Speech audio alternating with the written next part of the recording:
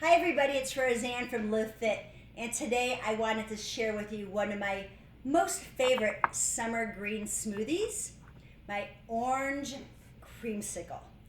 Even though it's green, it tastes just like an orange creamsicle, I promise you. Simple to make.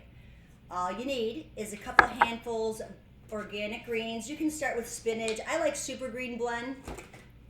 I took one navel orange peeled, about a third of a banana, 1 tablespoon, you could go up to 2 tablespoons of chia seeds, 2 scoops of organic vegan protein powder. I like Orgain Organic Protein powder.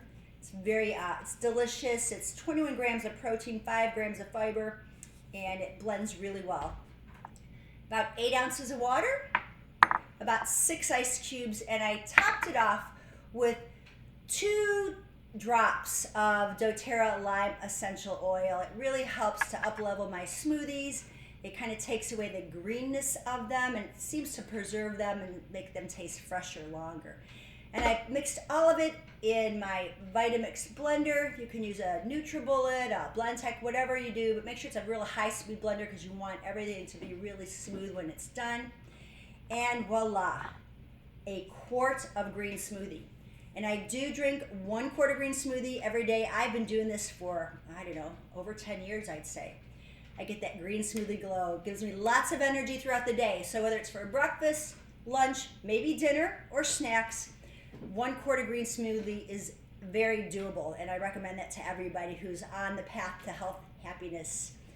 And if you've got any questions, hit me back. You can email me at info@livfitt.com. I'm happy to answer any of your questions about green smoothies or whatever else you have. Be sure to check out my website, LIVFITT.com.